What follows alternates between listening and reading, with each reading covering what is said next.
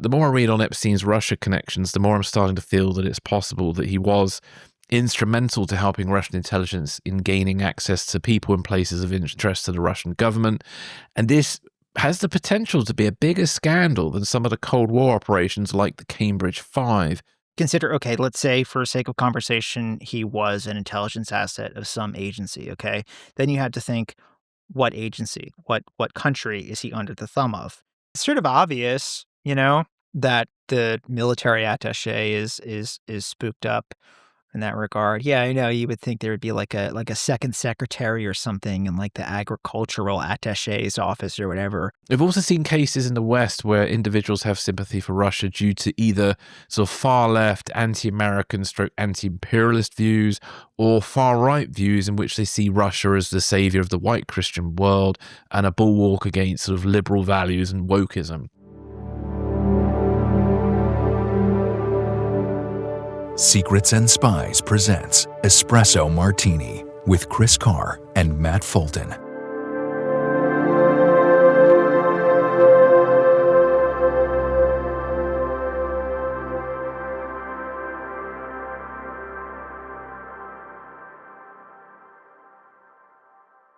Hello, everybody, and welcome to Espresso Martini. Matt, how are you? I'm good, Chris. How are you? Yeah, good. It's been, January felt like a lot longer than it actually was. It was a very dramatic month in some respects. And honestly, I needed a holiday after it almost. So now here we are in February, which so far, touch wood, has been somewhat calmer than January, but it doesn't mean there aren't things going on, because in fact there's a lot of things going on that we're going to be talking about today. So today we're going to be looking at Poland launching an investigation into whether Jeffrey Epstein was a Russian spy. Then we've got a Russian spy scandal in Germany. Then we've got Tulsi Gabbard, who is alleged to be delaying a whistleblower's complaint. And then we're going to talk a little bit about Trump and Greenland, which was partially responsible for some of the drama and stress of last month. And then, sadly, we've got the end of the CIA World Factbook. So we'll talk a little bit about that at the very end. So, Matt, the first story is one you picked out about Jeffrey Epstein. So I'll let you tell us all about that one. Yeah, so we had a new tranche of Epstein files dropped in recent days, over 1 million of them. There's tons. Good grief, yeah. But in that, there's a bunch of weird connections with the Russians and everything. So for this story, we're drawing mostly from an article in the Times on this, and two really great pieces, one by a French journalist, Françoise Thome, and her blog, Russian Desk, and there's another whole expose that was done by Mikhail Khodorkovsky's dossier center with a bunch of documents that goes back a while. So a lot of this is going to be drawn from that stuff. But so here's sort of like the top line of where we are and sort of the big story right now that relates to Epstein and Russia. So on that note, Poland is now formally investigating whether Jeffrey Epstein functioned not just as a sexual predator and fixer for elites, but as a collector of kompromat on behalf of Russia. Prime Minister Donald Tusk says newly released U.S. Justice Department files, millions of pages tied to Epstein, contain repeated references to Russia and to Vladimir Putin, raising what he called a grave national security concern. The fear in Warsaw is that Russian intelligence services may possess compromising material on influential political, business, and academic figures who remain active today, and that this material could be leveraged across Europe, including Poland itself. The documents show Epstein repeatedly positioning himself around Russian officials, Russian travel, and potential meetings with Putin over more than a decade. Emails reference visa requests, supposed appointments with Putin in St. Petersburg, outreach to European senior officials, and claims of helping Russian diplomats, quote, understand Western political leaders. Former Israeli Prime Minister Ehud Barak, former Trump strategist Steve Bannon, who's still in the fold with him quite a bit, Microsoft co-founder Bill Gates, and Britain's Prince Andrew, as he was formerly known, now Andrew Mountbatten Windsor, I think. I think he's going to change his name to Purple soon, but well.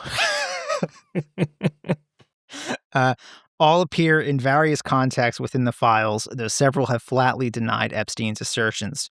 One suggested meeting with Putin in 2014 was reportedly scrapped after Russia shot down Malaysia Airlines flight MH17 over Ukraine, underscoring how closely Epstein's claimed access tracked major geopolitical events.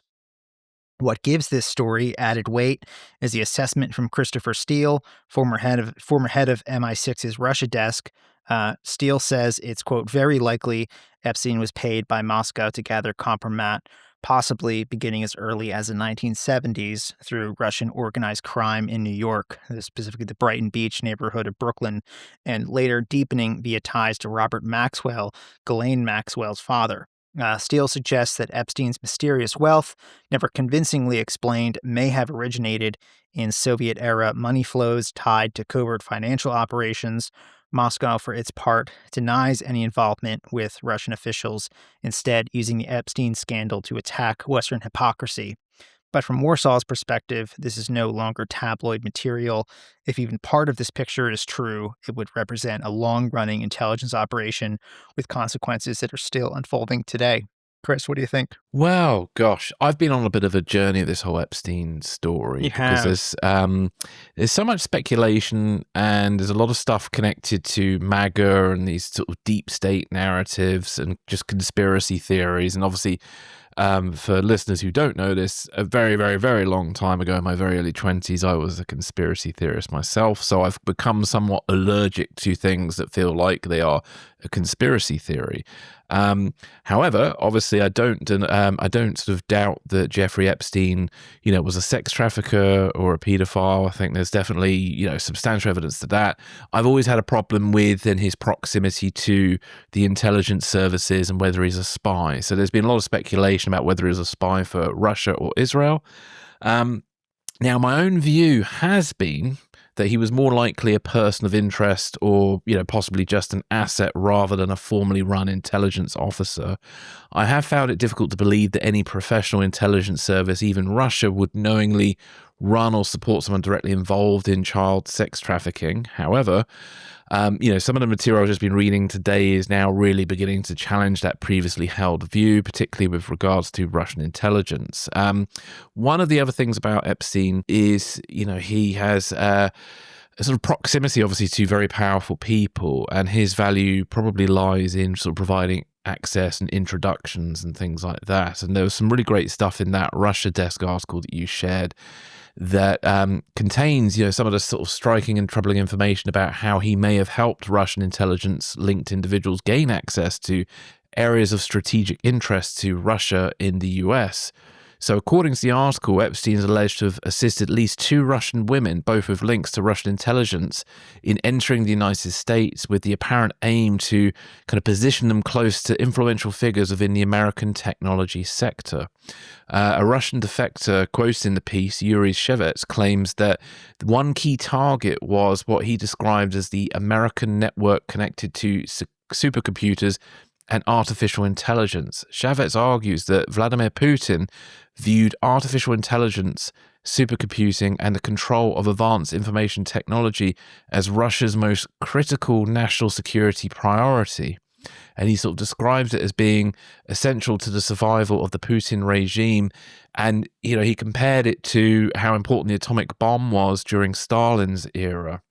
So, yeah, with that was just sort of quite fascinating, really. I mean, I don't know if it was surprising that Russia was sort of so focused on technology. I'm not that surprised by that.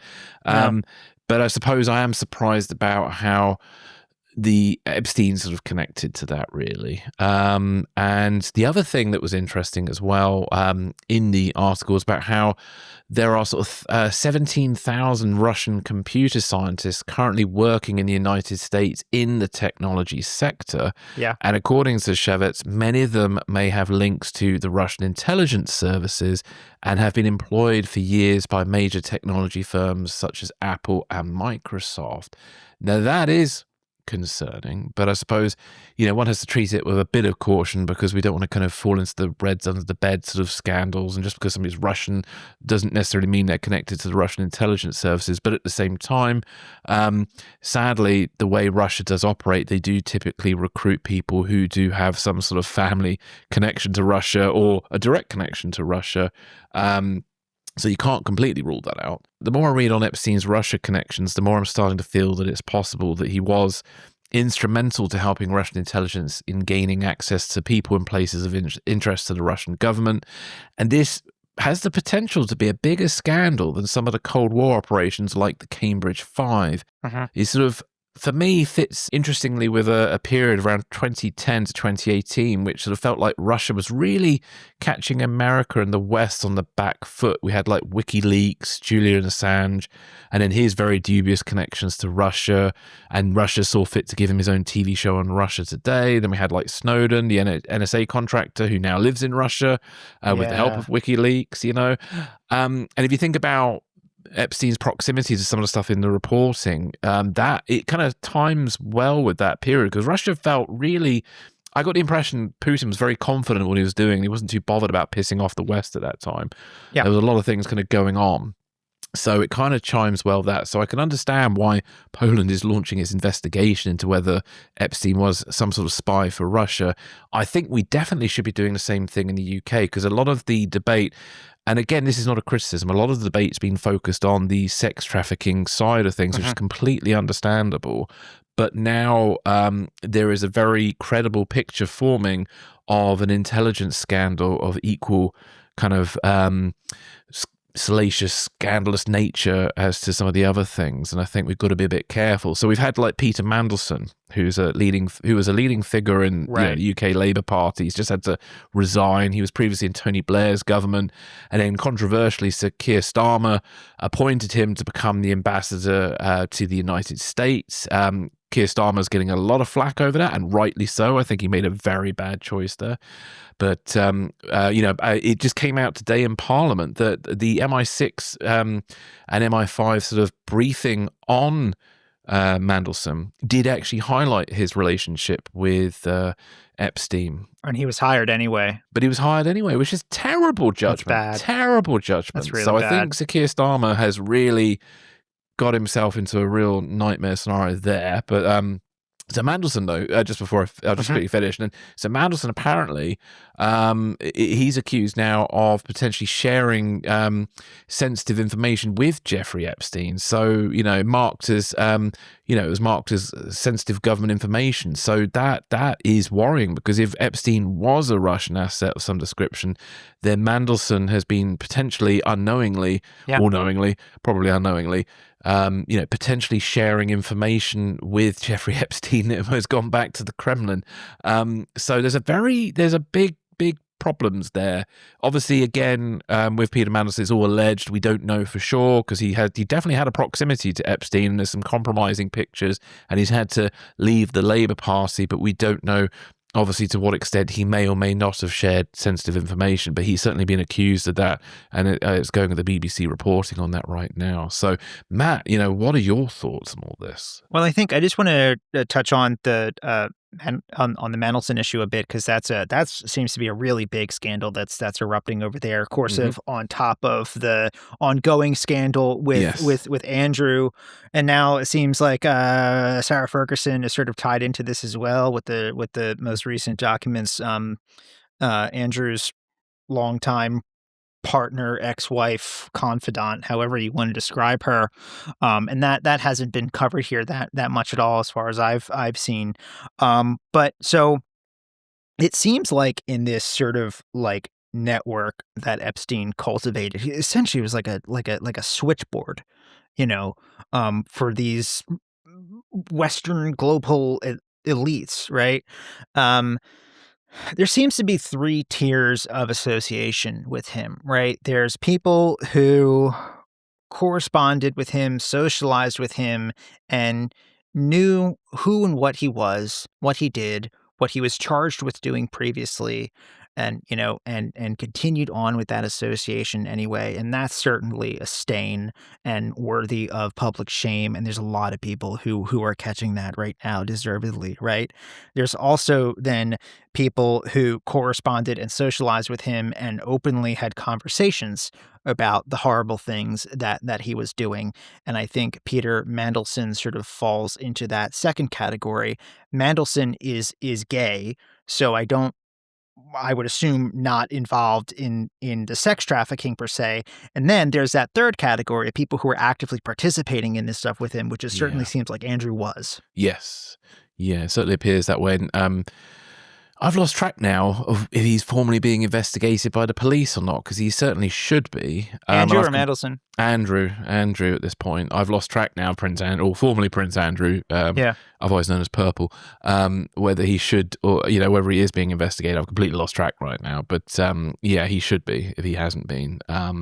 It just seems to get worse and worse with him at the moment. So, yeah. But I mean, as far as that question of Epstein's connection to an intelligence agency. I mean, I told you, you called me this morning.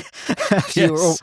This morning for me, you called me. You had just sort of gone down the rabbit hole, this stuff that I sent you, and I think you had been freshly red pilled oh, yes. on this. But we talked about, this question of is Epstein a spy? And I've gotten this before. I mentioned to you, at my Christmas dinner, I was asked, point blank, do I think Epstein was a spy? And at the time, I'm like, Yeah. What were you drinking when you were asked that, by the way? I like to see a martini glass with a question like that. What were we drinking? What was I drinking on Christmas dinner? I don't remember. I think it was probably over the course of the day, it was probably a mixture of wine and some kind of whiskey. I don't really remember. Yeah, sorry to track that. Anyway, I digress. Yeah.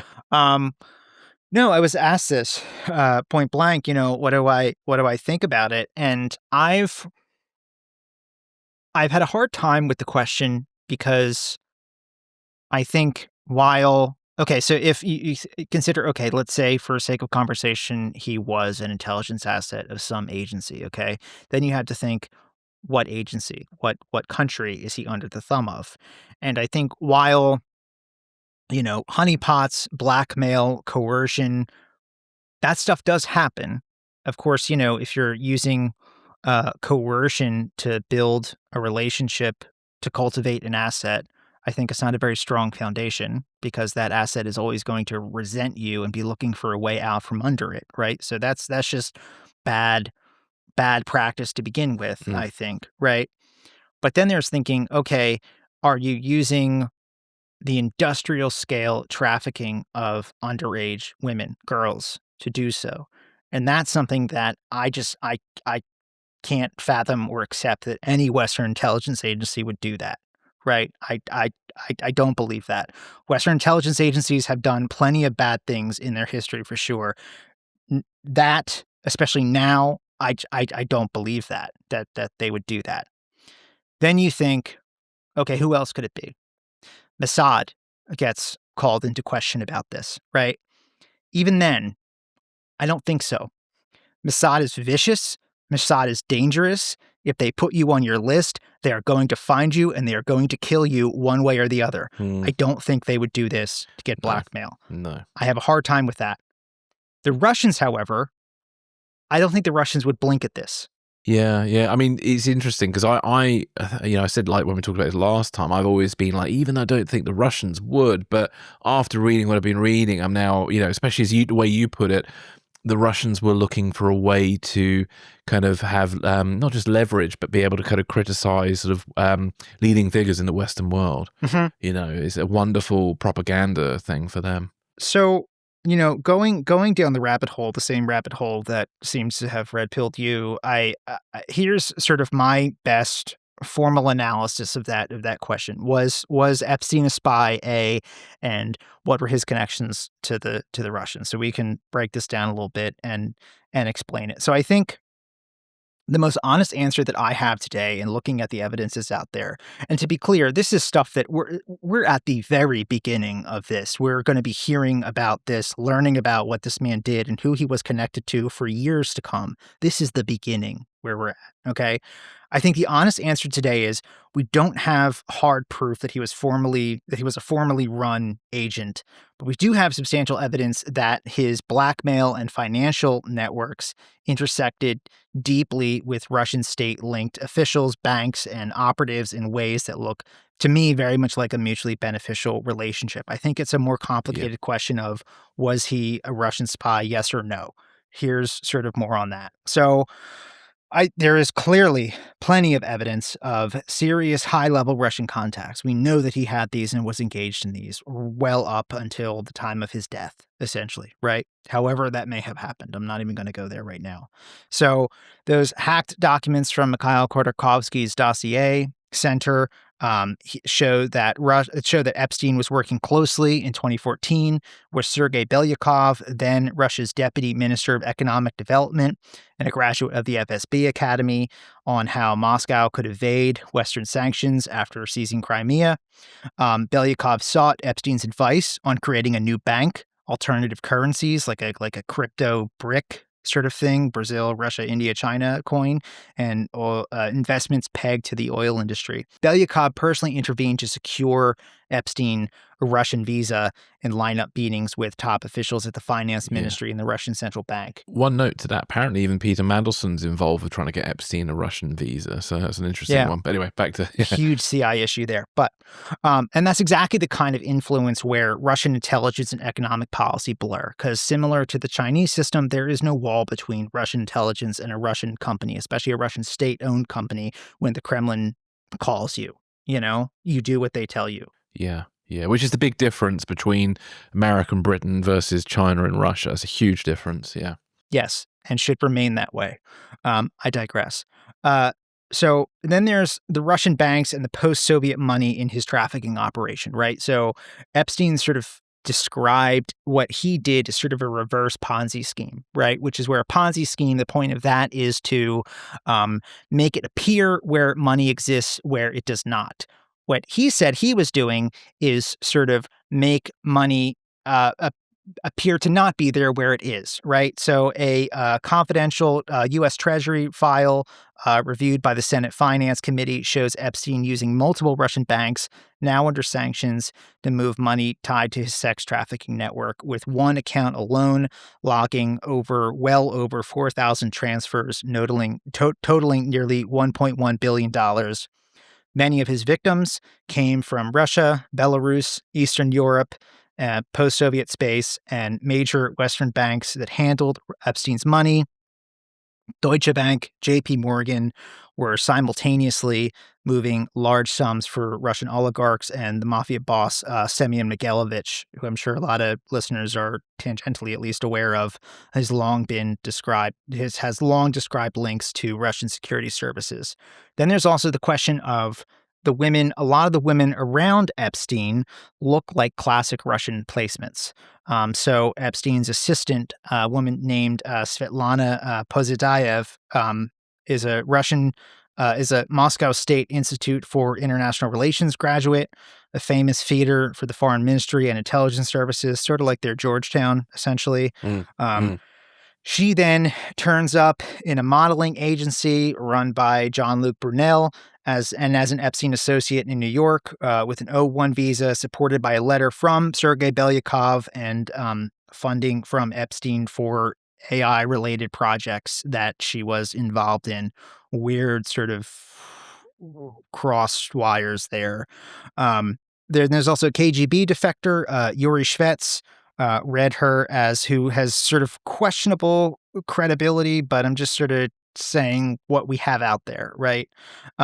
Shvets reads her as an infiltrated agent tasked via Epstein's patronage with, as you've sort of said earlier, penetrating U.S. networks and supercomputing and artificial intelligence, which Putin explicitly framed as a top national security priority. One interesting thing there is how many people in the technology sector do have a bit of a Putin leaning, like Elon Musk. Sure. I find that really fascinating, especially with what we now know. Yeah. Yeah, I think that's gotten worse in recent years for sure. I mean, also sort of what's being described here is very similar to like what Anna Chapman was doing. Yeah. The famous Russian illegal. There's another woman we talked about on here a long time ago, a Russian woman using a Brazilian cover to sort of get close to the social networks around the U.S. and NATO base in Naples. Yeah, in Greece, wasn't it? Yeah. Yeah. I remember it. Just selling jewelry. Yeah, I remember that now. So there's another Russian associate he had, an activist named Masha Drakova. She moves from a Kremlin youth politics and sort of troll operation to being Epstein's press secretary, and then a Silicon Valley investor backing Russia-linked AI and surveillance firms, suggesting his circle functioned as a vehicle for Russian influence into Western tech, as you've sort of said. Then there's the patterns in the newly released emails and files that we've gotten over the past, couple weeks. So the DOJ document dump contains 1,056 mentions of Putin and almost 10,000 mentions of Moscow. It's also important to just sort of flag here in transparency. So Epstein was getting forwarded a lot of like news clippings and stuff, Yeah. So there's a lot of time this not all of these occurrences are this, but there's a lot of times where this stuff comes up and it's just like a news article, that's in his inbox. There is a resource where you can recreate his Gmail account. So I haven't got it to hand, but I remember last year you could download this thing and you can get full access to his inbox. And he was getting forwarded a lot of articles and things by random people. But yeah. Right.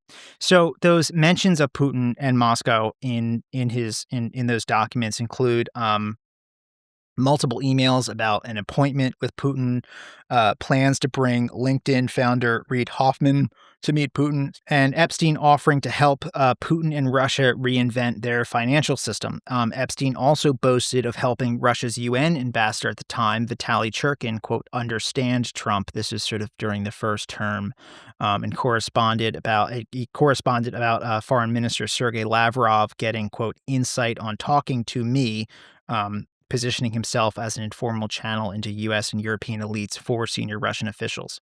Then there's also what we have regarding what intelligence professionals are willing to say out loud. So there's Christopher Steele, former head of MI6's Russia desk, who's had a lot of flack thrown at him over the years. A lot of flack, a lot of controversy thrown at him over the years. Again, make of this what you will, but this is what Christopher Steele is saying. He has stated that it's, quote, very likely Epstein was paid by Moscow to gather kompromat, arguing that he was almost certainly recruited via Russian organized crime in Brighton Beach in the 1970s. This would have been early in his career in finance working for Bear Stearns, and that much of his unexplained wealth may have originated from Soviet funds laundered by Robert Maxwell late in the Cold War, who was translating a lot of Russian literature for English language markets. Yeah. And then there's the journalist Françoise Thom, and others who connect Epstein to Maxwell's role in moving Communist Party money into the West and in opening doors for figures like the mafia boss Semyon Mogilevich, putting Epstein in a lineage of this sort of hybrid criminal intelligence entrepreneurs who operate across intelligence agencies and these oligarch networks. Were you going to add something there? Well, all I was going to add was with regards to the controversy around Christopher Steele, I'm of the opinion it's a bit of a political hit job on him. Yeah. I think he's a lot more credible than people give him credit. Right. I don't think the Steele dossier is obviously the verbatim truth. It was a document of raw intelligence that unfortunately got reported as sort of this document is supposed to hold gospel truths, but raw intelligence doesn't. And I think he's been somewhat tarnished by supporters of Trump and sort of MAGA Republicans unfairly, I think. Right. We may, in time, find out, how right he actually may have been. Right. We'll see. Yeah, I don't think it's fair to reject something simply because Christopher Steele says it. No. I think there's other factors that need to come into play there. But so then there's also, the question of how much of this looks like sort of traditional Russian kompromat doctrine that their intelligence services use. So under Putin, of course, the Kremlin has turned sexual kompromat into a system, collecting compromising sexual material on elites to control domestic politics and discredit Western officials. Epstein's setup here, private island, planes, residences, wired with cameras, underage victims, and a guest list full of princes, cabinet officials, tech billionaires, different scholars that these guys like to surround themselves with to make them seem smart and fulfilled and interesting. Noam Chomsky allegedly being one of them. Yeah. He's been kind of drawn into some of this. We don't know to what extent, but yeah.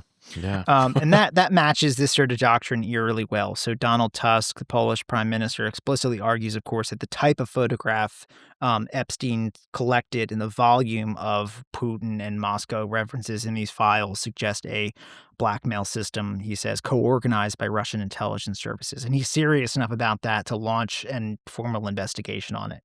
But so here's what I think we don't have, clearly. We do not yet have anything approaching a smoking gun proving Epstein was a cultivated, formal Russian intelligence asset. The strongest evidence shows overlapping interests, shared operations, and facilitation by Russian officials and intermediaries, not a clean bureaucratic chain of command from, say, Moscow to filmed orgies in the Virgin Islands that were then held over people's heads. I think right now, the most defensible way to answer the question, was Epstein a Russian spy? I think the best and probably most accurate framing, given what we know right now, is that Epstein ran a vast, independent blackmail and financial services operation that functioned in many ways like a private intelligence service. He was almost an intelligence agency unto himself with the connections that he had and how he leveraged them. And Russian state-linked networks clearly learned to exploit it, using him as a sanctions advisor, a door opener to Western elites, and a cover platform for at least some suspected agents and operations. In other words, it is more plausible that he was a semi-autonomous asset and a service provider to multiple players, including the Russians, than a single loyalty-controlled agent.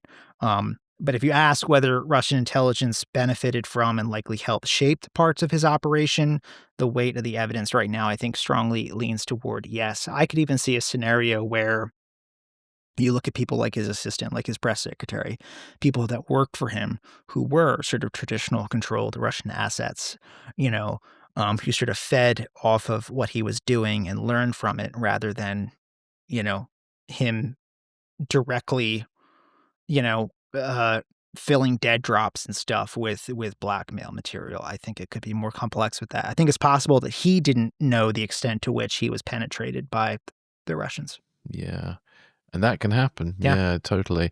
I think, it like with Poland, I think there definitely needs to be an inquiry in the UK, and I think there needs to be one in America as well about what is actually, what was known by the intelligence service and law enforcement, what was not known, and why certain things were missed. It's because it's a lot of people in all parts of society are embroiled in this right now, and if none of the intelligence services picked up on this, then that's a huge mistake on their part.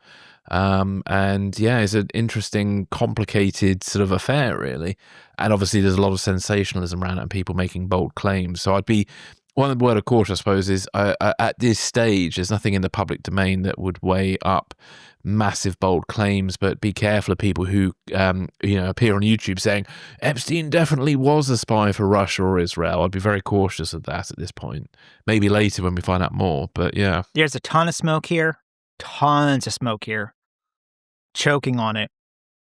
To use another metaphor, I think oftentimes if it looks like a duck and it quacks like a duck, it's probably a duck. I think the truth here, as it often is not cleanly line up with any one theory that anyone wants it to be. But, I think a lot of intelligence services knew what he was up to here. The Russians especially. MI6 clearly did, right? As we said in their report on their vetting of Peter Mandelson. Yeah, it's not been revealed what they said to the Prime Minister as of yet. They just knew he had a relationship with Epstein. And this is only in the last couple of years that this was given to Sir Keir Starmer, and Epstein was already a long by then dead, convicted paedophile and sex trafficker. So either indicates a few things. I think it indicates poor judgment on Keir Starmer's part, but it does indicate that maybe MI6 were of the belief that Mandelson wasn't as connected to Epstein's sordid stuff as as we think now. And they may or may not have been aware of, well, they should have been aware of Epstein's proximity to Russian intelligence assets. But I can't believe any sitting prime minister, if they got a document that said, look, he's connected to Russian intelligence and this, that, and the other, would make him the ambassador to America. I find that a bit hard to believe, but then we'll see. Who the hell knows right now? Yeah, we will see. We'll see. I just saw a headline a couple minutes before we sat down here. I glanced at my email and there was a headline coming through from Politico, their London Politico Playbooks, their London version. I guess a bunch of Labour MPs are meeting with Keir Starmer at Chequers, and he's going to beg for his job, to keep his job. Well, yeah. A lot of people who've been wanting to get Keir Starmer. So basically, in the UK at the moment, within the Labour Party, I think they've been looking for an excuse to get rid of Sir Keir Starmer for a bit of time now, especially ahead of the local elections that we've got coming up. So this could be the technicality they use to boot him out. I mean, by the time this airs, he may not be prime minister. I think that might be a bit quick, but it's definitely it's another big blow to his his sort of perceived judgments as prime minister at the moment. So yeah, I think we're reaching critical mass with him over there. Just my sort of outsider looking in view. There's been mounting issues with him for a long time, and I think similar to how the Republican Party is looking at Trump right now. I mean, I don't think the Republicans are going to dump Trump at all, but it's sort of like you have this guy, and if you keep marching with him, you are marching to your destruction. Yeah, indeed. But I suppose that's a topic for another show, especially when the elections come up. We might end up touching upon that, or who knows? I mean, by the next episode, we may have a different prime minister. It's certainly in the UK, unfortunately, it's becoming a more common thing these days. Prime ministers don't last more than a year. No, they're like Al Qaeda's number 3. Yeah. Indeed. Dangerous job to have. Indeed.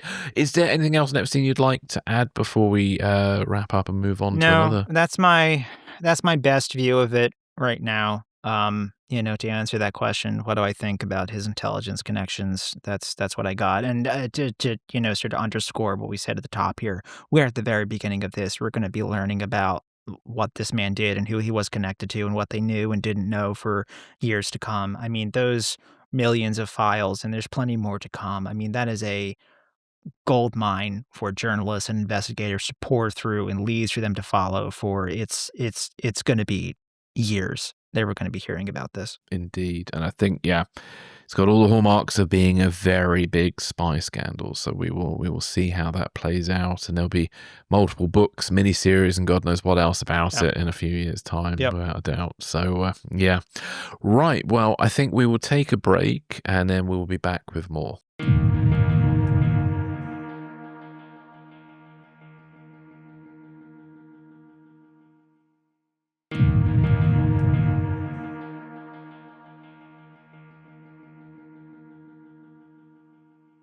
So welcome back, everybody. So our next story, we're now looking at a German spy scandal involving a Russian spy. And this one, I don't know, this one feels a bit more nostalgic, this one. I'll go into that in a minute. But more traditional, yeah. I prefer these kind of spy stories to what we've just been talking about. But there we go. Yeah. So Germany has expelled a Russian embassy official over alleged espionage activities linked to Russia's war in Ukraine, signaling what Berlin calls its zero tolerance for spying under diplomatic cover.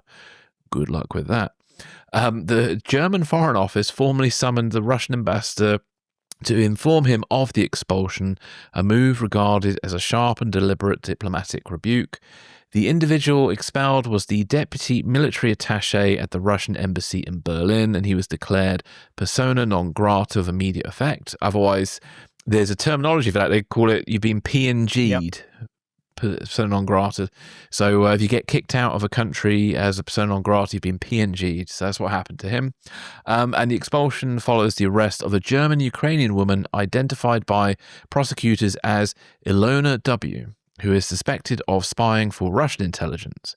Prosecutors allege that she had been in contact with a Russian intelligence officer at the embassy since at least November 2023. She is accused of passing on sensitive information, including defense industry locations, drone testing sites, and planned drone deliveries to Ukraine. Investigators say she also helped a Russian handler attend political events in Berlin using a false identity and compiled background information on attendees at high-level political gatherings. So take note of that, because that's quite interesting and, maybe not too dissimilar to some of the stuff with what Epstein was getting up to with regards to putting people in places and introducing them to people of interest. Ilona W. is currently in a pre-trial detention following her arrest in Berlin. German authorities are also investigating 2 former members of the military who allegedly supplied her with official information, though it remains unclear whether they knew it was intended for Russian intelligence. The 2 individuals include a recently retired military staff officer and a senior civil servant who left the military more than 15 years ago. Russia has rejected the accusations, as they probably would, and the Russian embassy are warning that the expulsions will not go unanswered and are claiming the allegations are fabricated. The incident further strains already tense relations between Germany and Russia amid heightened concerns across Europe over espionage and intelligence operations linked to the war in Ukraine. So, Matt, what are your thoughts on this? Well, as you said, it's sort of that classic espionage case in many respects, especially with regard to, Ilona W. and sharing information on Germany's support to the war effort as far as Ukraine is concerned. The one thing that sort of stood out to me as I was reading this and sort of prepping for this was that line in there from the German official that, they especially don't tolerate the use of diplomatic cover for spying. And I thought, I know. I mean, I'm not criticizing them at all. I just find it interesting is that's like the traditional, I want to say almost gentlemanly way of doing this compared to the alternatives, that's how it's done. Spies do be spying out of embassies, and your job is to their job is to try and collect information. Your job is to try and catch them. They do it to us. We do it to you. We do it to them rather. And that's sort of how it goes. I think the distinction of what the Germans felt their sort of umbrage at the diplomatic cover being used is what the Russians are doing right now, is, especially as far as Ukraine is concerned, and even the kind of, operational preparation of the battle space for a potential war with NATO or European countries in the future, right? I think the difference there is, I think the Germans draw a distinction between sort of traditional collection and political reporting from an intelligence officer under diplomatic cover at the Russian embassy versus people, accredited Russian diplomats in Germany, using that position to advance sabotage operations in Germany, and like I said, that operational preparation of the battle space. I think that's that bright red line that they're drawing there. That you're not going to use diplomatic cover to potentially assassinate executives of our defense contractors and blow up warehouses and stuff, and Yeah, and with the military attaché being the person accused of all this, and the Russian side is almost a bit on the nose. Usually it's the Minister of Agriculture or something, would be their diplomatic cover. Yeah, I mean, it's sort of obvious, that the military attaché is spooked up in that regard. Yeah, I know, you would think there would be like a second secretary or something in like the agricultural attaché's office or whatever buried down there. I don't know. Yeah. Yeah. Yeah, it's interesting that. And so as we were saying, kind of nostalgic, really. It's nice to see a kind of proper classic spy scandal there rather than these sort of more sordid ones. But what I find kind of interesting and a bit sad is obviously the woman arrested, Ilona W., is of German-Ukrainian heritage. Yes. So as we mentioned, she's been arrested and stands accused of allegedly passing useful information to Russians. And the information she was passing on was sort of German defense industry locations, drone tests, and planned drone deliveries to Ukraine. So this information is of military value to Russia. Information of this type, of the drones being used. So the types of drones being used obviously is very useful to the Russian Air Force. Also then finding out when they're being delivered and where. Again, it allows the Russians to potentially plan sabotage operations so they can directly strike those drones before they even get in the air. Not too dissimilar to what Ukraine did with the Russian Air Force, where they targeted sitting planes during Operation Spiderweb. It's better to take out a military asset whilst it's on the ground and not being used than when it's being used against you. So you can see, why the Russians find that kind of information interesting. Because there are a lot of people out there who don't understand what spies are looking for. Military information is definitely one key thing spies are looking for for all countries, because everybody's concerned that there may be a conflict, so British spies are always interested in what the Russians got militarily, and the Chinese and American spies the same. And then Russians are concerned about what NATO have militarily and what they may or may not have to come up against. And obviously, as we talked about earlier, supercomputers, so that kind of stuff is what they are after. So I think it's very sad a woman of Ukrainian heritage is standing accused of spying for Russia and allegedly aiding them in their war against Ukraine. We have seen similar things in the past. Some Ukrainians who have loyalties to Russia relating to, historical ties, such as Ukraine's being part of the former Soviet Union. They may have grown up during that era, or they may have relatives who are still in Russia, etc., or feel some sort of affinity for that period. We've also seen cases in the West where individuals have sympathy for Russia due to either sort of far-left, anti-American / anti-imperialist views, or far-right views in which they see Russia as the savior of the white Christian world and a bulwark against sort of liberal values and wokeism. So it'd be interesting to see. I have my suspicions where Ilona W. may fit on that spectrum, especially as she had members of the German military helping her. But we will have to wait and see what comes out of the trial. Yeah, the Bundeswehr. We think there are former Bundeswehr members that she was connected to that I believe are under investigation as to what role they had, and they may not have known that she was an asset. Very true. Very true. So it definitely is one to be keeping an eye on. And when that trial comes out, I don't know when the trial will be, but I'm sure I'll be talking to Florian about it, or we will be talking about it amongst ourselves. Sure. So one other little bit, I won't go into this in great detail, but there's been another Russian sort of scandal. So in Germany, basically, there's been a bigger arrest where basically Germans have been supplying parts to Russia. And the reason I bring it up is just obviously just last week I had an interview with Florian Flada about how Western components were used for Russia's new submarine detection service called Harmony. So again, it's disappointing when Western parts manage to get through sanctions. So apparently it's something like, let's have a look.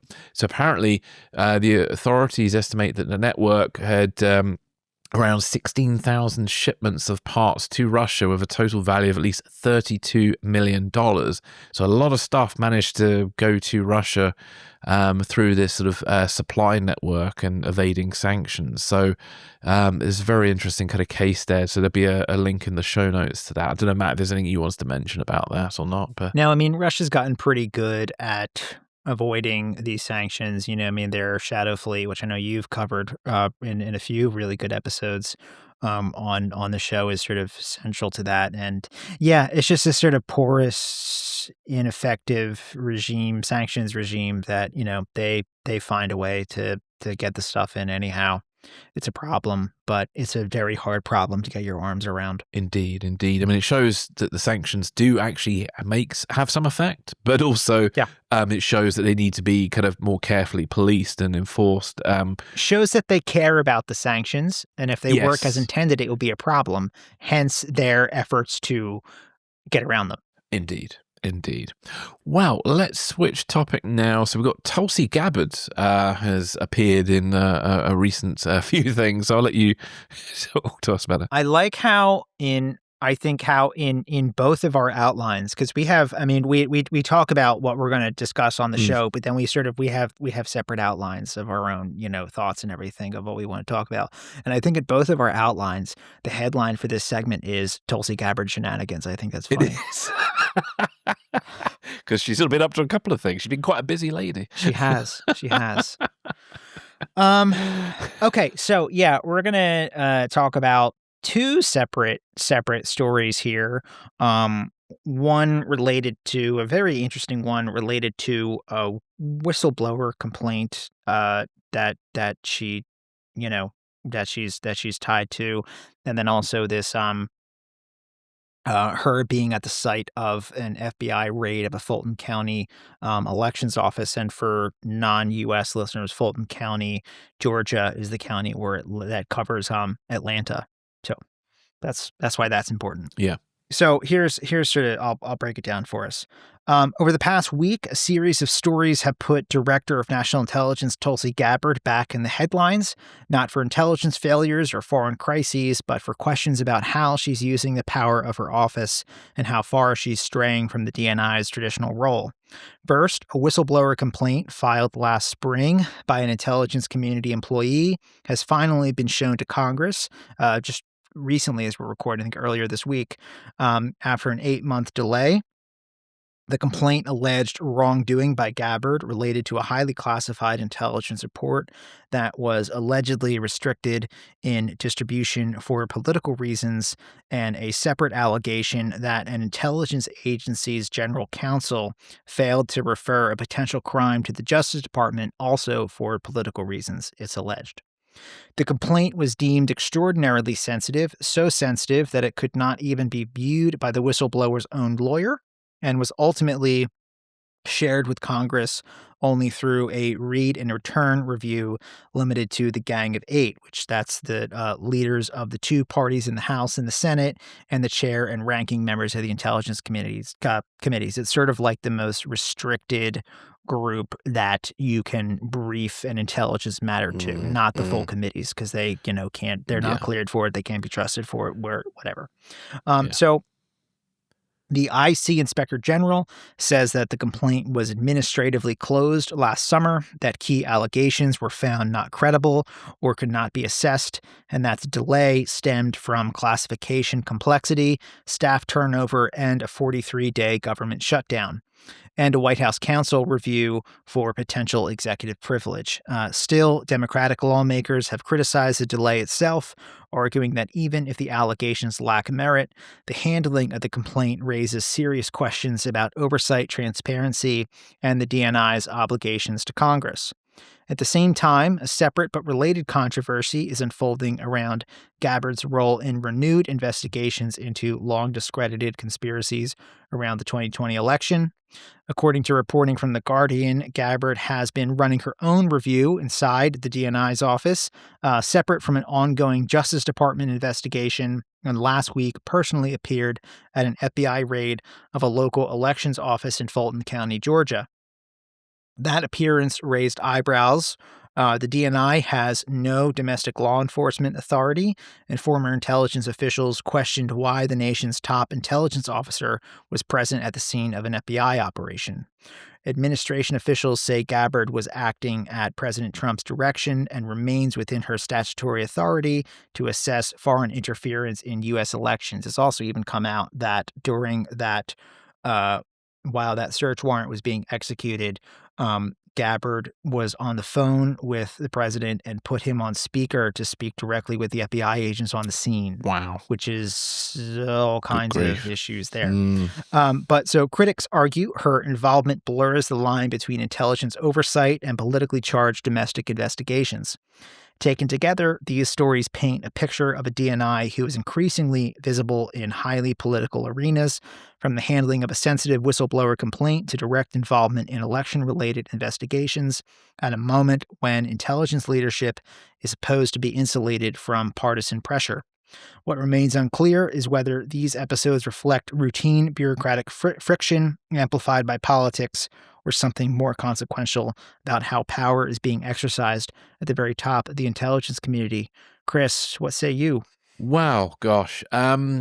I don't have mega amount, but what I would say it's deeply ironic that somebody who during the election and even to her interview, is it in front of Congress she's interviewed, isn't it, before she took the appointment? Is that right? Yeah, her confirmation hearing? The Senate? Yes, yeah, that one of her big things was about the politicization of intelligence. Yeah. And information, and it's deeply ironic that she's now being accused of, during her time, to being withholding information for political reasons. And then obviously there's another unnamed agency that failed to refer a potential crime and to the Justice Department, which again she would have been aware of because she is there as oversight of the intelligence services. So I find it sort of very deeply ironic, really. And then with regards to her kind of this whole 2020 election raids, this is sort of because Trump's sort of been going on all the time about how he never lost that election, isn't he? And so he's trying to find any evidence to prove that somehow it was stolen from him. So again, there's the FBI being involved in a political investigation, and there she is again involved, for President Trump personally to be there on the ground, almost running her own sort of investigation herself, and she's not even qualified to run investigations. So yeah, deeply problematic. That raid at the Fulton County Elections Office, so that raid did not come out of the Atlanta field office, and the special agent in charge of the FBI's Atlanta division resigned. Yeah. So very problematic, very problematic. So, I think it's probably whether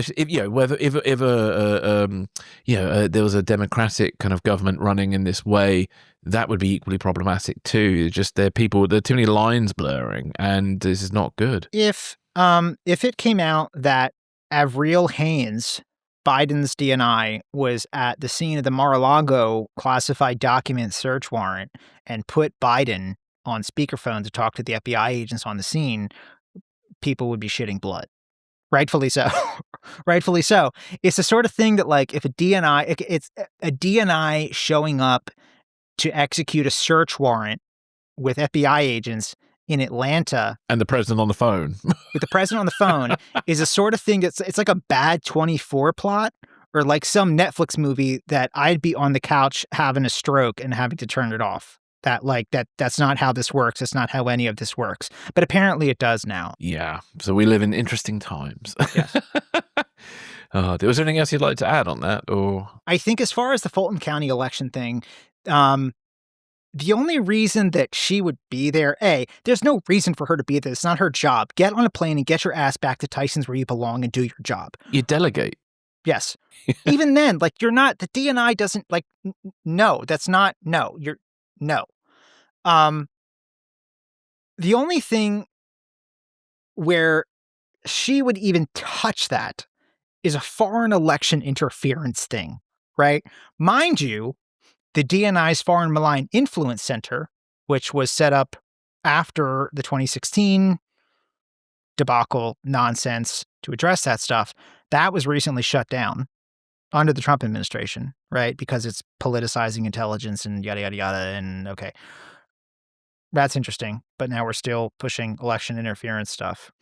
I think she's trying to gentrify these conspiracies and Trump's long-held bugaboo that 2020 was unfair and stolen from him, and she's going way off the reservation to try and put some meat on those bones. And she's trying to curry favor with him, I guess, for herself. Yes, which, yeah. So that comes from a long line of reporting. I mean, there was back in the summer, she testified to Congress, repeating the established consensus of the intelligence community that Iran was not actively trying to build a nuclear weapon. She said that to Congress. Trump was asked about it. Trump said, "I don't care what she thinks." And then she literally said, "I don't care what she thinks." I actually laughed out loud the first time I heard that. And then she revised her statement to match what the president was saying, right? There was also that weird thing where it was like the anniversary, it was in August, I think, the anniversary of the Hiroshima bombings, the Hiroshima and Nagasaki bombings, where she made this, like, from her personal account or something, this like video statement talking about, you know, like, we're closer to the apocalypse now than whenever, yada, yada, yada. And that was really weird. And Trump didn't like that.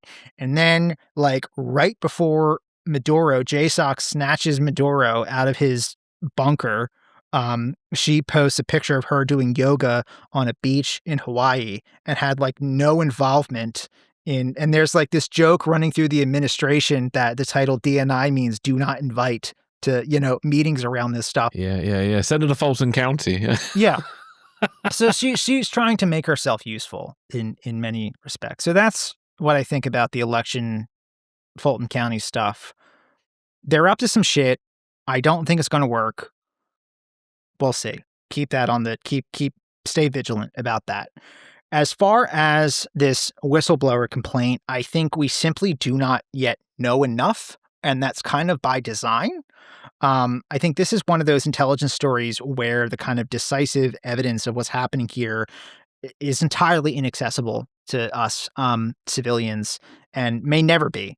And I think anyone telling you definitively, and I've seen this going around the past few days on either side, anyone telling you definitively that this is either a nothing burger or a major scandal is getting way ahead of the facts here. I know that's probably not the sexy, compelling answer that people want, but given what we know right now, that's just, I think, where we are. I, of course, don't trust the DNI's office as a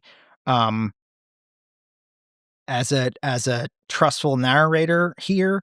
And the current IC Inspector General, who before he got this job was a Tulsi Gabbard staffer, I has credibility questions. I frankly don't trust him as well. The other IGs, the one before him, the sort of internal agency IGs are apolitical. I trust them way more than I trust him. That's just where I'm at right now. They've lost my trust and they've done nothing to get it back.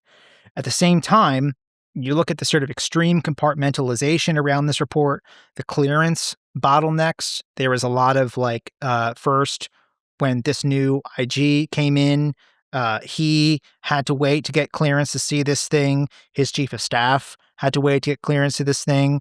The DNI's new general counsel had to wait to get clearance to this thing. That tells me there's some sort of a SAP or really sort of restricted handling around this thing that they had to overcome to be able to, before they able to see it, right? That's a clue to me of what is in this intelligence report that is the heart of this whistleblower complaint, basically. Add on to that, the leadership turnover over these 8 months, the longest government shutdown in history. I think these are all real constraints that, to me, plausibly explain a delay without requiring a cover-up. I'm not saying there wasn't. I'm saying you don't need a cover-up to explain why it took so long for this to get to Congress. You can make the argument that they should have been proactive and notified Congress that, hey, we have this complaint coming to you. It's going to take a while. We're busy. There's personnel issues, yada, yada, yada. Okay, granted, maybe they should have done that. But you don't need a conspiracy to see why this delay happened. I think it's something that could have, to me, it makes sense that it would have fallen through the cracks. But regardless, everything hinges here on what was in that report. And again, it's something we may never know about. The fight over distribution the fight only over this distribution, whether it was restricted for political purposes, only matters if the intelligence reveals something serious, something that would make restricting dissemination for political purposes meaningfully different from like a routine classification judgment. The Gang of Eight only read and return handling, to me, is a very big tell. That says that the level of restrictions strongly suggests, the reporting was tied to either a valuable human source or an exceptionally sensitive, like SIGINT compartment, or a source or a method whose mere acknowledgement would burn that collection vector. So beyond that, I'm also unclear on if the allegation that a agency's general counsel, their failure to refer a crime to the Department of Justice, again, we don't know what agency That could have been any agency within the IC. Or the crime, we don't even know the crime. Right. I would guess probably CIA or NSA would be my guess. Maybe the DNI. I don't know. But I'm unclear on if whatever was alleged to be that the crime that was committed that wasn't referred to the Justice Department, is that something that is revealed by reporting in this intelligence? Are they the same thing, or are they two different issues? I'm unclear on that myself. Then there's the White House counsel. They got involved in this, and it got kicked up to them to see if you wanted to assert executive privilege. That doesn't necessarily mean that like it directly involved Trump. Like Trump said, do this or don't do this. It just sort of means that it touches internal deliberations or communications related to presidential authority in some way. That's a hard thing to sort of get our arms around there too. I think absence of further leaks on this, I think the story runs out of gas. There just isn't enough to sort of say what may or may not be going on here. But where I'm at right now, I think this could very well be serious. It could be nothing. It could very well just be an unfounded whistleblower complaint, potentially. I don't know. So until we know more, if we know more about the intelligence itself, and depending on what the intelligence is, we maybe shouldn't know. I'm really feeling around in the dark here. It's again, sort of like the Fulton County thing, be vigilant, but with this one, it's really too early to say. Again, anyone who's saying this is nothing, haha, this is done, or it's like a huge thing, it's too early. We don't know. Yeah, indeed. Cool. Well, thank you for that. Is there anything else you want to add, or are you good? No, we'll put a pin in both of these. I think it's the last. It's not the last we've heard about it. No, we'll be back for more of that. So yeah, cool. Well, let's take one more break, and I'll be back with more.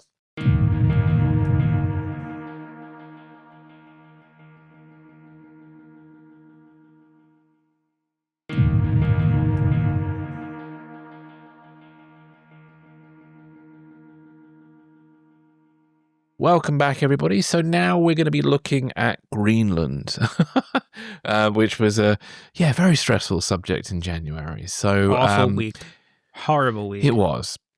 I even got a mouth ulcer over it. So thank you. Did you really? I did, yeah. I don't know why I got so stressed about it, but the prospect of the end of NATO seemed to hit me harder than I realized at the time. So I didn't get any ulcers, but damn that. Anyway, I'll let you go. It was really got to me, that one. Because we've been talking about this whole will he, won't he with Greenland for some time. And suddenly it just felt very possible that he was going to do the very stupid thing and destroy NATO. Blow it all up. Yeah, so it was like, oh God. So it just felt, in this world that we're in today, it felt plausible, because we do live in crazy times at the moment. So just to quickly recap for those who were kind of keeping an eye on it. So this is sort of about Trump's reversal and the crucial role of NATO chief Mark Rutte. So, US President Donald Trump signaled a sudden shift in tone over Greenland during his appearance at the World Economic Forum in Davos, stepping back from earlier threats to seize the territory by force. Trump had previously said that the US would take control of Greenland, including by military means if necessary, even at the risk of fracturing NATO. He had also threatened tariffs on several European allies who sort of stood up to the idea of invading Greenland. The reversal followed a behind-the-scenes diplomatic push led by NATO General Secretary Mark Rutte, who has worked to maintain close relations with Trump. After the meeting, Trump publicly ruled out using military force against Danish forces in Greenland, saying he did not want to use force, and announced he would suspend planned tariffs on European countries. So despite the softer tone, Trump continued to pressure Denmark and Greenland, arguing that the United States could protect the island from Russian and Chinese threats, which many allies see as exaggerated. A key proposal discussed was transferring sovereignty over the US military base in northern Greenland to Washington rather than annexing the entire territory. The idea is loosely modelled on Britain's sovereign base in Cyprus, allowing full military control without formal annexation. Any transfer of sovereignty would still require approval from both Denmark and Greenland, and it remains politically and legally sensitive. The Danish Prime Minister reiterated that while Denmark is open to negotiations on security and investment, sovereignty itself is not negotiable. And the Greenlandic representatives also expressed alarm, warning that NATO has no mandate to negotiate Greenland's future without the consent of the Greenlandic people. NATO is now focusing on broader Arctic security measures aimed at preventing Russian or Chinese economic or military footholds in the island through collective allied action. And Denmark and several allies have welcomed Trump's change in tone, but European leaders are still meeting to present a united front and prevent further escalation. So, Matt, what were your thoughts on all of this? I mean, what do you say? You know, as we signaled before, this, hit critical mass for a while that week. Just inexcusably stupid and just dangerous and idiotic. And I know you had stuff you wanted to say about sort of the sane washing of it. I'll leave that for you, but there are two things that Trump legitimately fears, always has, right? And that's nuclear war, okay, fair, valid fear there, and economic depression, like a 1930s Great Depression, right? He truly wants to avoid those things as long as he's in the driver's seat, to the extent that he is in the driver's seat, right? As soon as the markets got jittery, as soon as the EU got serious about sanctions and, hitting us where it hurts, the bond market, the strength of the dollar, I sort of knew, get your taco seasoning out, start. Yeah, it was Taco Thursday, wasn't it? It was, yeah, we have Taco Tuesday here. But yes, get your favorite taco fixings ready. What's so infuriating to me is what we supposedly got out of this, or are going to get, right? Which was, of course, it was okay, a expanded sort of legal status for potentially new U.S. bases in Greenland, to the extent of sovereignty over the territory that they sit on, to similar to how Guantanamo Bay is in Cuba, or Akrotiri and Deucalion, the British sovereign base areas in Cyprus, right, where they are not, they're not like sovereign, they're sovereign territory. It's almost like an embassy. It's almost like an embassy. It's like suddenly sacred territory, sovereign sacred territory. Yes, that's a great way to put it. Like, it's not like a little, I don't know, it's not an enclave, but it has a greater degree of sovereign territory, right? And of course, also, increasing military presence in the Arctic, in Greenland, is never in that's a good idea. That's something we should be doing, right? And if, I don't know, for some reason, okay, we want to have a greater degree of sovereignty over the land on which these bases sit, I don't think that makes no meaningful difference to the force posture that we would have up there, to the capabilities that we would put up there at all, especially when, Denmark has sovereignty over that area, but, okay, that's not, you can negotiate it. And if you ask nicely, treat your friends with a basic degree of respect and decency. That's not something that you can get. It's just, it's so, I said this to you offline, on the last Espresso Martini that we were on, I said, sharing the country with Donald Trump is like having a partner who gets belligerently drunk at dinner parties. And then go and look at what he did. It's exactly what it's like. It's exactly what it's like. Yeah, it's been horrendous. And then you had a whole load of people who then try and rationalize this bad behavior and try and make it out that maybe it wasn't even real. I mean, that's where I got annoyed with Gavin Newsom, where he was suddenly berating European leaders. Yeah, he did not cover himself in glory. No, not that bit. He had a later speech that kind of was a bit better, but I think just the timing of his comments about you shouldn't believe Trump, and even Anthony Scaramucci was just saying, oh yeah, no, it's just Trump takes a maximalist position and kind of reins it back down. You can't tell people that. When they're looking up the muzzle of that threat, you can't tell people that. Yeah. Honestly, and frankly, all President Trump's appeared to have achieved is a renegotiation of an existing treaty. That's all he's done. It's the same shit. It's the same shit we have. And that could have been handled with diplomats. It didn't even need President Trump to even really, because I don't think anybody in NATO has ever said, oh, we're not interested in Greenland. We're not interested in Arctic security. I don't think any member of NATO has said that they're not interested in that. So this is sort of it's sort of a nothing burger that's become a very serious matter, all because of President Trump. Completely unnecessary. And then there are people out there claiming, like Niall Ferguson wrote this piece in Barry Weiss's online publication, Free Press, praising Trump for standing up to European leaders. And according to him, Trump was playing some sort of fourth dimensional chess, which he was trying to apparently distract European leaders with this hard talk on Greenland. So Trump could then engage in secret peace talks with Russia and Ukraine. I mean, that's been going fucking well, hasn't it? Or he's apparently dealing with Iran, and that's also going fucking well, isn't it, right now? Polishing turds is a very lucrative career in the year of our Lord 2026. I was asked by a friend who read that Niall Ferguson piece and was like, do you think Greenland is a distraction from Iran? And I was like, no. I mean, they're not. I mean, this person was asking this and read the piece and was asking it in good faith. It's not, that they asked about it. It's more that the point was made in the first place. I mean, like, no. I mean, you could, if Trump wanted to strike Iran right now, and he very well may by the time this airs. We weren't going to talk about it today, but, he may. Like, you don't need... He doesn't need Greenland to stop nothing it. to do with each other. No, you don't need to do any of that. And if, I think with the state of things right now with Iran, with the condition that they are in, with having massacred perhaps close to 20,000 of their citizens to repress these protests and stuff, you could get real buy-in from the Europeans to support that. You don't need to do, it's just intellectual Zambonis to make sense and to put some sort of intelligence behind this shit is just so infuriating. You know better. You all know better. I know it gives you a paycheck, but you fucking know better. Yeah, I'm fed up of people wanting to contribute to the burning of Rome to profit themselves. Because if you burn Rome and you live in Rome, you're going to get burnt eventually.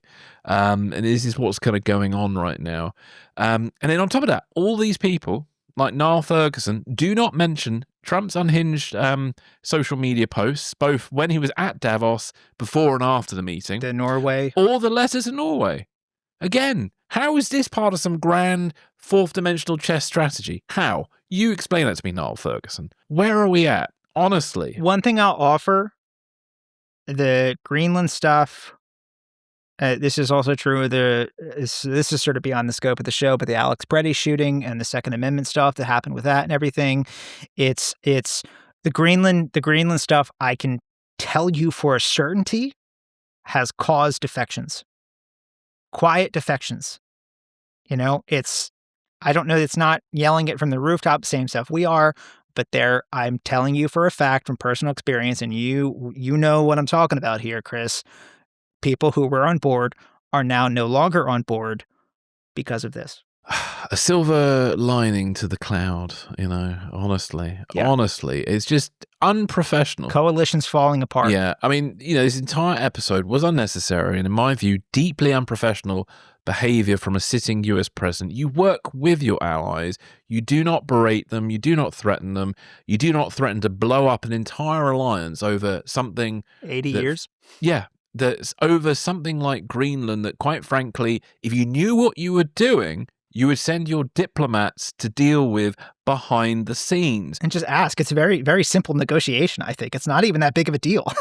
No. President Trump should be delegating stuff to his diplomats, not fucking doing it himself. And anybody who tries to sanewash this nonsense, quite frankly, shame on you. Every single one of you who tries to sanewash this nonsense are an absolute fucking idiot. So there we are. It's really pissed me off. Well said. And frankly, all this is doing is boosting anti-American voices in Europe, giving them a greater platform. I've been awash in stuff from people all over the place who are now, trading off anti-Americanism, which is not great for the future. I mean, it might not affect the transatlantic alliance as it is right now, but who knows, in 10 or 20 years' time, new generations of politicians will be in positions of power, different situations. You know what I mean? So you don't, and yeah. When we're getting our ass beat in the Pacific and need to hit the panic button. Blood has been shed over this alliance, for crying out loud, Alliances are very hard to build. The Afghanistan stuff is just another level of infuriating, too. Well, yeah, God, I haven't even got into that. That was absolutely shameful. Sorry, I shouldn't have brought that up. Yeah. No. And again, where's Niall Ferguson explaining that bit of genius behavior? Seriously, where? Mm-hmm. Where is he? Honestly, what an idiot.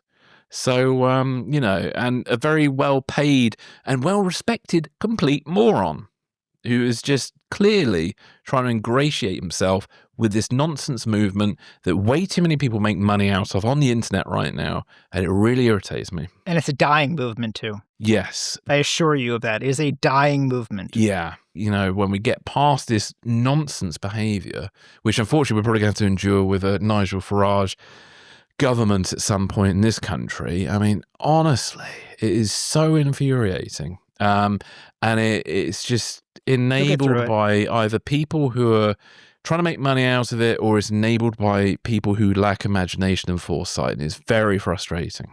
Very frustrating. So there we are.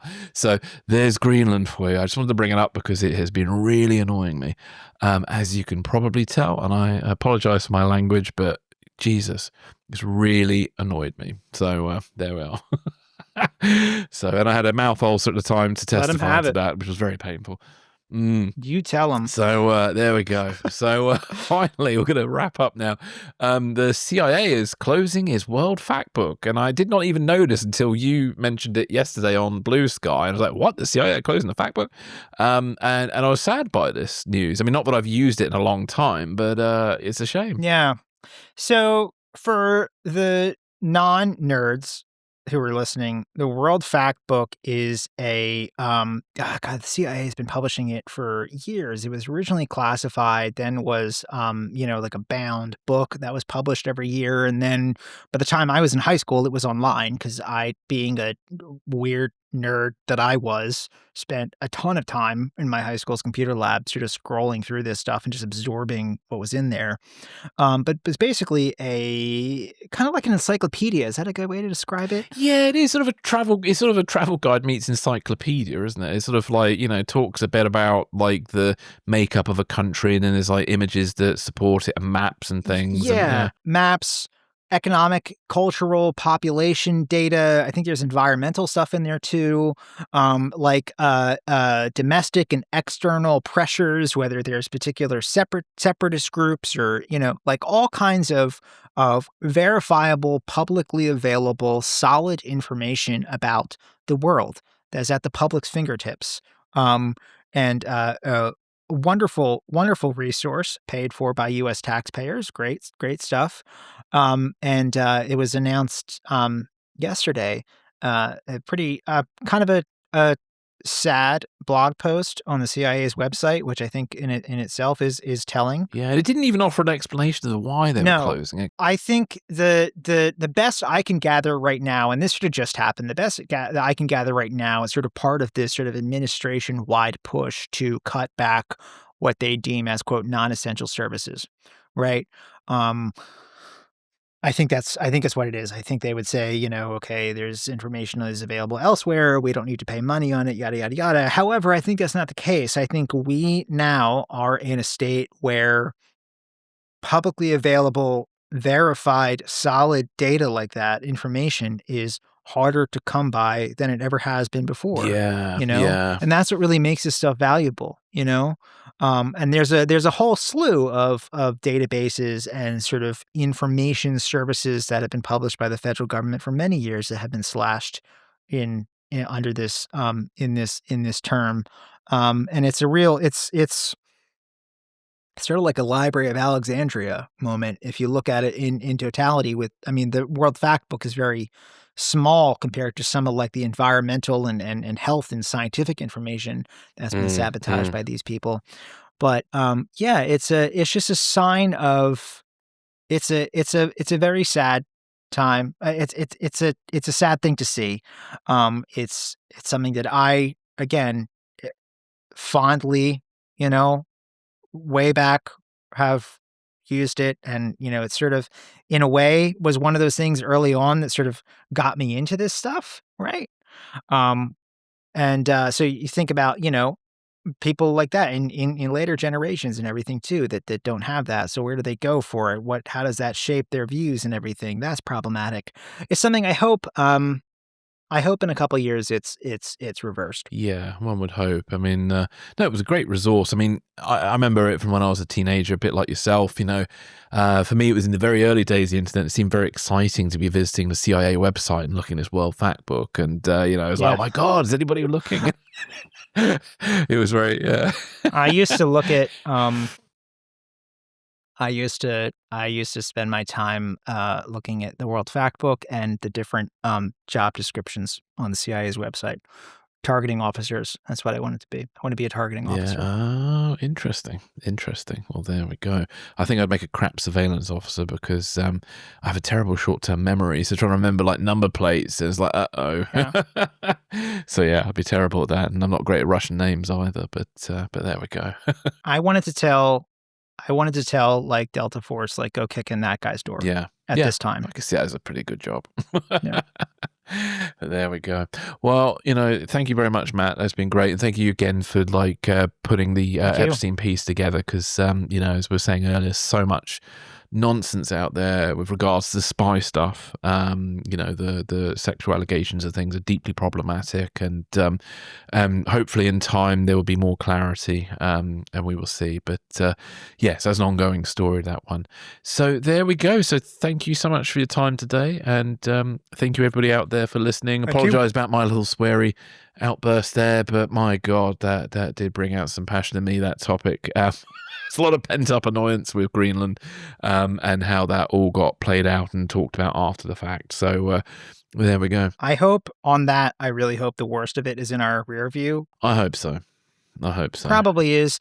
Again, I go back to, the markets. He's afraid of the markets tanking, and that, if followed to its logical conclusion, tanks the markets. Yeah, indeed. And yeah, there was even talk about Europe were going to initiate some measures that would really hit the American economy in some ways. So who knows? There's all sorts of economic things that could go on. So hopefully that reality check kind of really has had an effect. But we will see. But there we go. So anyway, everybody out there, thank you so much for listening, and we will catch you on the next episode. Bye for now. Thank you.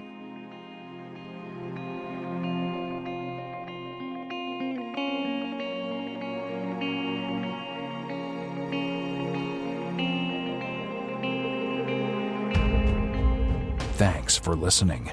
This is Secrets and Spies.